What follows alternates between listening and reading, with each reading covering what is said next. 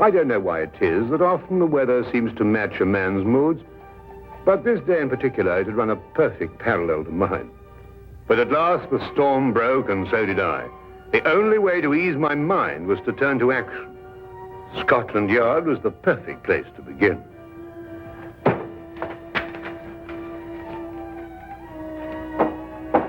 Inspector Lestrade, we'll get him. Must see him right away. I'm very sorry, Doctor. Inspector Lestrade's very busy. Will you tell him I'm here? I must see him. I'm very sorry, Doctor, but when Inspector Lestrade's in conference... Oh! Dr. Watson. Ah, Dr. Watson, I'm very pleased to see you. Just having a cup of tea. Lestrade, something's happened to Holmes. He's disappeared. He's vanished. I haven't seen him for 2 days. Well, calm yourself, Dr. Watson. Calm yourself. I tell you, he's disappeared. He may have been kidnapped for all I know. Oh, kidnapped, eh? Or worse. Now, look here, Dr. Watson. Just because you haven't seen him for a couple of days doesn't necessarily mean to say that he's been No, kidnapped. quite. Well, if you want any proof, you can have it. There's no time. Dr. Watson. It is positively infuriating to know that something is wrong and to find a man whom you can't convince.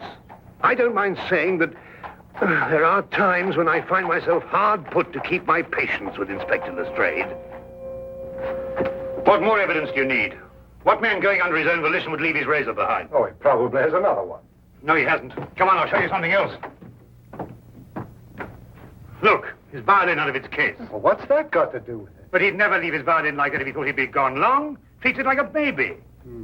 And these concert tickets, we meant to have gone last night. Look here, Lestrade, I've been a friend of Holmes's too long not to realize the brutal truth behind all this. Well, the evidence certainly does seem to point us... Now look, we've got to track him down as he tracked down somebody else. You mean use his own methods of deduction? Exactly. Now, the odds are that he's disappeared on some case. So the best thing we can do is to go through his correspondence and see who might have employed him. Oh, look at this. Bills,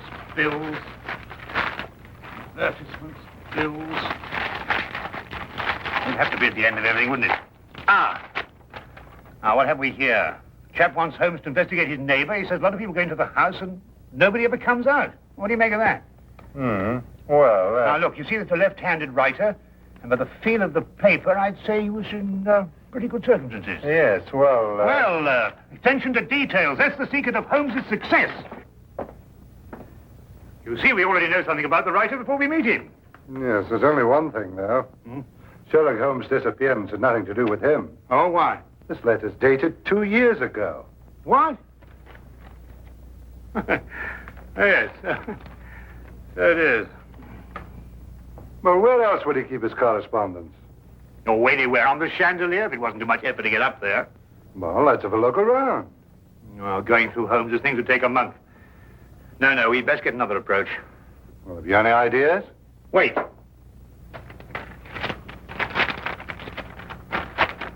Dear sir, please call upon the undersigned at the earliest convenience on a matter of extreme urgency. Signed, John Smithson, Ye Quaint Old Curiosity Shop, 7 Bachelor Lane. It's dated 3 days ago. You know, this might be it. You're right. It is. Come on, Lestrade. Holmes' life may depend on our speed.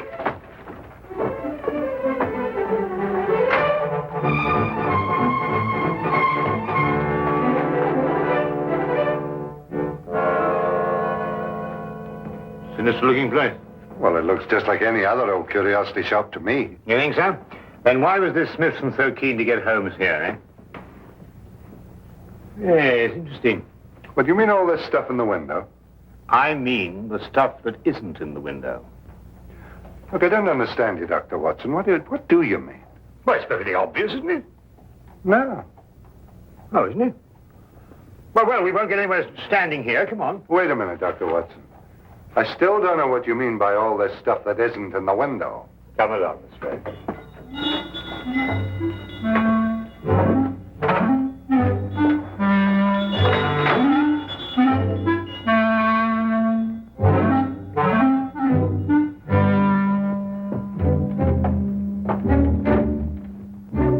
Good afternoon, gentlemen. Good afternoon. You, I presume, are the proprietor, John Smithson. Yes, that is correct, sir. That is correct. Well, I'm Dr. Watson, and this is Inspector Lestrade. We've come to inquire about Sherlock Holmes. Sherlock Holmes? Yes, a tall fellow, thin. Wears a deer-stalking cap. I'm afraid I've never met the gentleman, no. But you wrote him a letter saying you wished to see him on a matter of extreme urgency. You must be mistaken, sir. Well, take a look at this letter.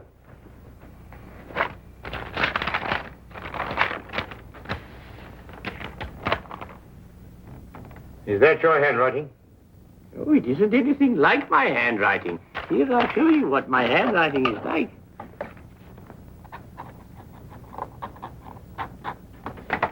Do you notice any resemblance between the two? Well, no. Well, then who could have written it? I couldn't say. Perhaps a practical joke. At any rate, all is well here, and I'm fortunately in no need of help. Oh.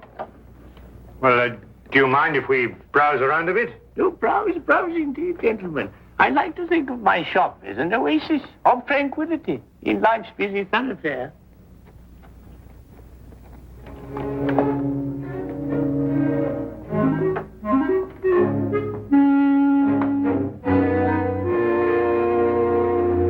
What are you doing?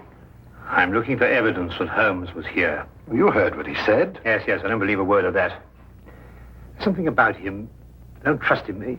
It's as if I'd seen him before somewhere. Well, that's not very scientific. No, perhaps not. But I'd like to have a look round anyway.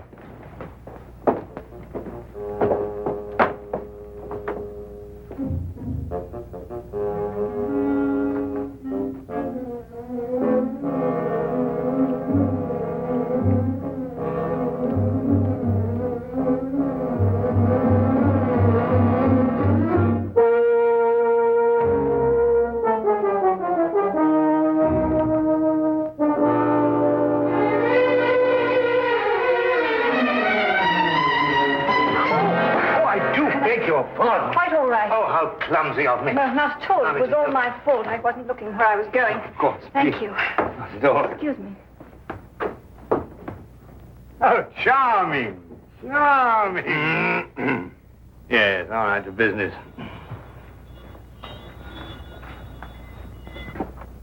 Ivanhoe. I must remind myself to read that again sometime. What's this? Proper deportment of young ladies in polite society. What a fabulous title. I'm afraid that book is not for sale. What do you mean, not for sale? I understand everything in this shop is for sale. Yes, everything except the books on that shelf, sir. And now the shop is closing. Really? 2 o'clock in the afternoon? Yes, for repairs. I have the decorators coming in. I'm afraid I must ask you to leave, young man.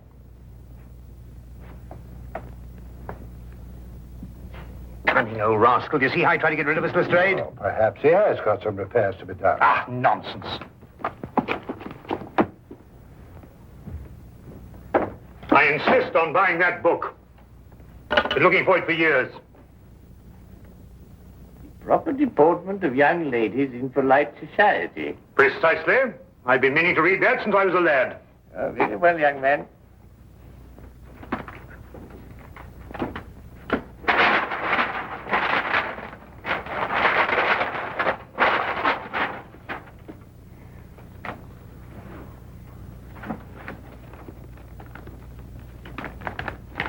$1 please. Thank you. Thank you. Go on, Lestrade.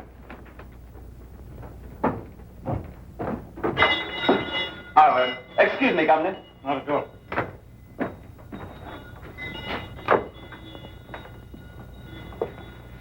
There's something about that Smithson I don't like. Look, this isn't the book I bought. It's much smaller.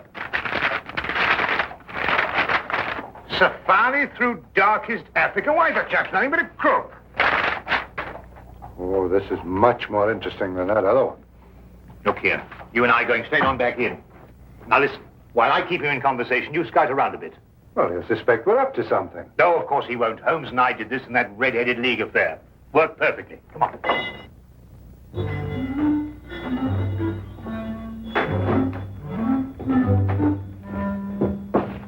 You've sold me the wrong book. My dear sir, Deliberately, if you ask me. But I assure you, Safari through This is the book I wanted. No, that's not for sale. It happens to be a first edition, of which there are only 3 copies in existence. Proper deportment of young ladies in polite society. Now, that's the book I bought, and that's the book I... Dr. Watson.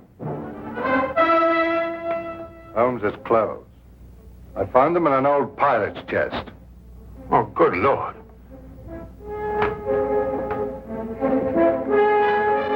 With bloodstains. You thief! What have you done with him? You're under arrest, sir, and I warn you, anything you say will be taken down and maybe you... Go stop him! Don't let him get away! Oh, no, you don't. Watson! Lestrade, you idiot! Get out of the way! Oh!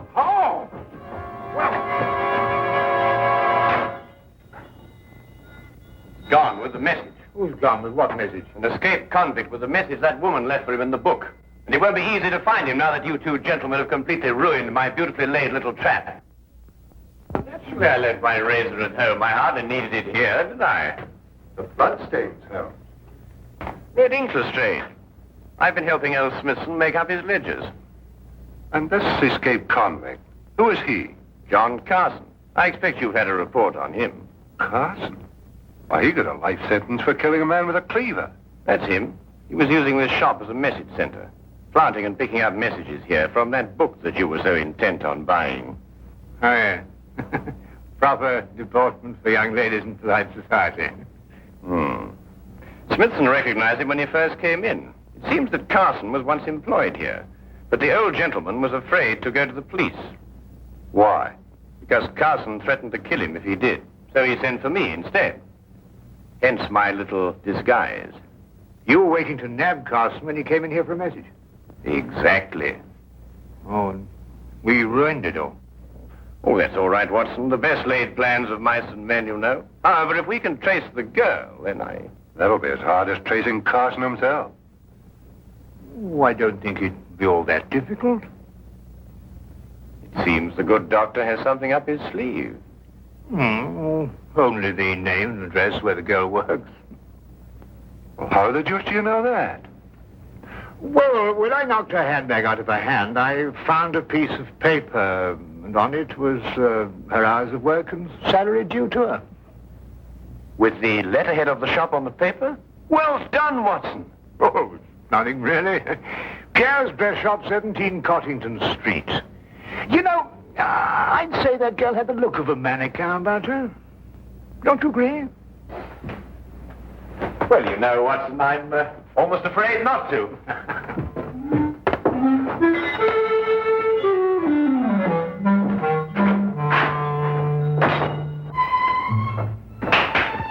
And now, mesdames and messieurs, you will see the supreme creation of Pierre with me, myself.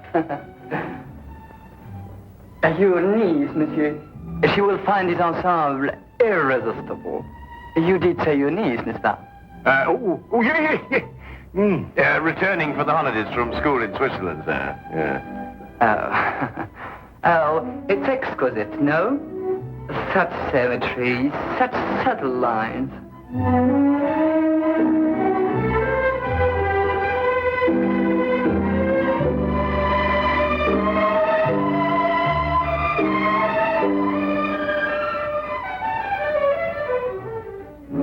That's the girl we're looking for. Observe how it hints, but how with such discretion. Oh, la jeunesse, la youth. I say it's a bit daring, isn't it? But it's daring age, monsieur, and now the 20th century.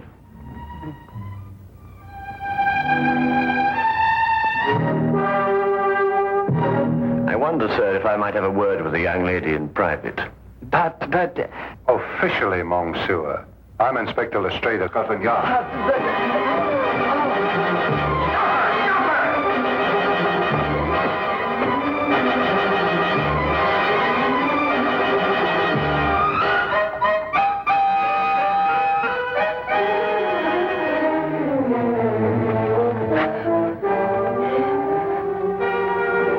It really isn't any use, you know, even if you ran away.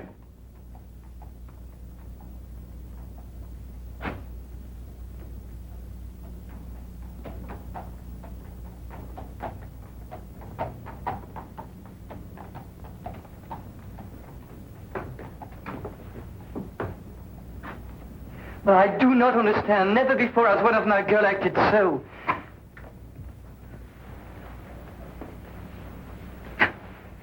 Would you mind telling me where he's hiding now, miss? I don't know. I swear I don't. And yet you left a message for him. A gentleman friend gave me the message and told me to leave it in the book. Probably a pal of Carson's, if she's telling the truth. What was in the message? There was just a name and an address. I see. And what was the name? Jeremiah Westlake. But I forget the address. Jeremiah Westlake. There was once a judge called Jeremiah Westlake. He retired several years ago. Yes, and I think we'll discover that Jeremiah Westlake was the judge who gave Carson his life sentence. And now Carson is looking for him. And now Carson is looking for him.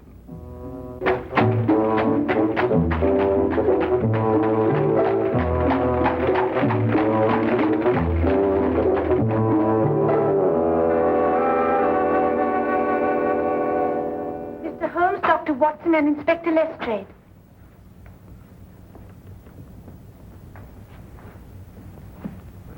Who's she talking to? Well, what do you want? Court now in session. State your case. Speak up, Mr. Holmes. Or has the cat got your tongue? Judge Westlake, I presume? Former Judge Westlake? Did Sherlock Holmes ever hear of him, Billabelle? No. You're confusing him with the other Sherlock Holmes, the famous pastry chef. Oh, I never eat pastry. Disagrees with me. Of course, there's still another Sherlock Holmes, the third one, the famous detective. Oh, that one. Well, young man, say your piece. Court adjourns in exactly 1 minute. 10 years ago, you sentenced a man called John Carson to a term of life imprisonment for murder. Carson? G'day, Billabelle. That'd be the Butcher Cleaver case. Murdered a man with it. Oh, yes. Unpleasant chap, Carson, if I remember correctly. Well, Mr. Holmes? When you sentenced him, he swore to kill you. Did he? Well, what of it? They all do. Routine. But he's just escaped from prison and has learned your address. Nonsense. Bluff. Sheer bluff. Eh, Billabelle? They all bluff, young man. I wouldn't sleep a wink if I believed everything they swore to do to the judge. Sleep like tops, the two of us. In bed at 10 and up at 6. This man represents a very real threat, sir. That's all. Court adjourned. Sine dia. And that, gentlemen, means postponed indefinitely.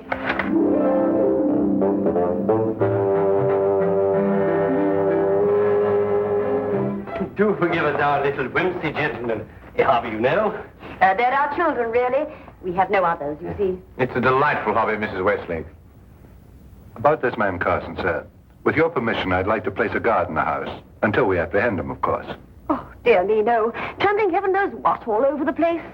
I wouldn't hear of it, Inspector. We appreciate it, though. Speaking as a medical man, sir, knowing this murderer's mentality, I must advise you to... Sorry, Doctor, but we can't give in to idle threats. Why, we wouldn't have any law if we did. Won't you gentlemen join us for tea? Thank you, Mrs. Westlake, but perhaps another time. No, you mustn't take these things so seriously. Good day, Mrs. Westlake, and thank you. Good day, Mr. Holmes. Do come again sometime. You must see our Punch and Judy. With pleasure. All the same, sir, I'm going to station my man outside the house. Well, all right, but tell them not to step on my petunias.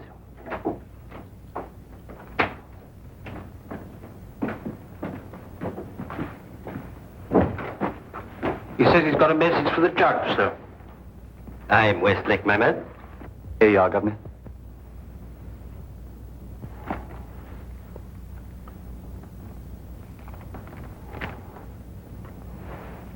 Dear Judge, I'm one of your old court attendants. I'm on me deathbed, and I've got to make out me will for me little granddaughter. Will you come and help me and oblige? John Casket, 67 Clifton Road. Ever have a court attendant called John Casket, sir? Well, it's hard to say. I've had so many court attendants. Who gave you this note? Bloke on the street, sir. But he said to tell the judge he was in bed dying. What do you look like? How about this hour, sir? Thin face? Seedy looking, if you know what I mean. That's Carson, all right. What's she pay you? A couple of bob, sir. Oh, there you are, sir. Just the sort of thing to send you off on an errand of mercy to your death.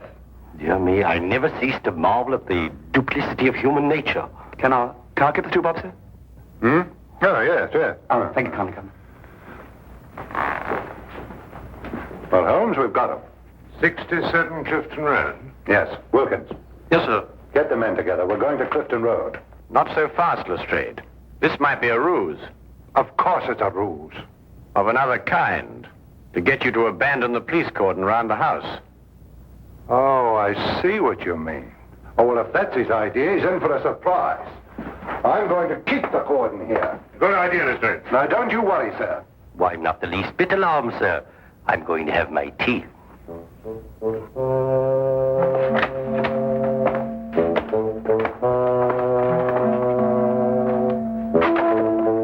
Don't budge from here. If you let anyone in this house, I'll have you skinned. Yes, sir. Come on.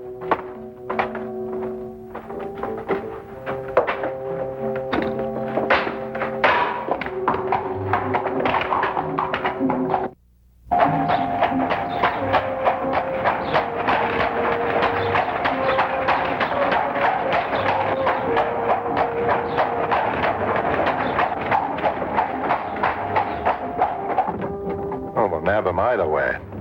At Clifton Road or when he tries to break into the judge's house. Lestrade, who did that messenger describe? Carson, of course. And who else? You mean who else? Himself. He described himself, Lestrade. Cabby, turn around and go back to the house at once. As fast as you can. At last, I understood the cause for Holmes' concern. We had gone off and left the killer with the very man he'd sworn to kill. John Carson wasn't the kind of man to miss an opportunity like this. He was there, and we were not. There was nothing left for us to do but hope, and every passing second was against us.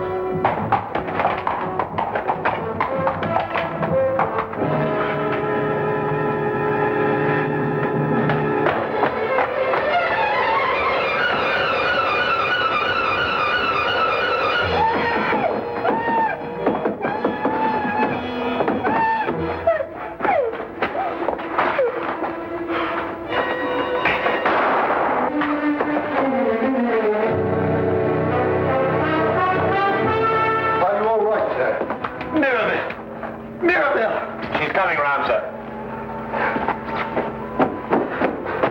The maid's all right. This is Lestrade. No, not too serious. Only suffering from shock. It's all right, dear. It's all over now. Jeremiah, are you all right? Yes, dear. Oh, that terrible man. Oh, dear. Our poor children. But I don't think they're damaged, dear. Sometimes I forget they're not real.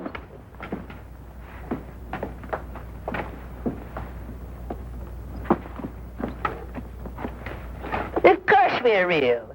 We're as real as any children. You were right about John Carson, Mr. Holmes. You were very right. How you ruined my life. Not at all, sir. Not at all. Yes, but I must do something to repay you. I'll teach you to be a puppeteer. A puppeteer? Yes, you'll love it. Greatest relaxation in the world. Teaches you to forget men like John Carson. Now, here. You hold the thing like this. Mm-hmm. And with this string, you will move a hand. And with this, you move the feet. You pitch your voice up a little.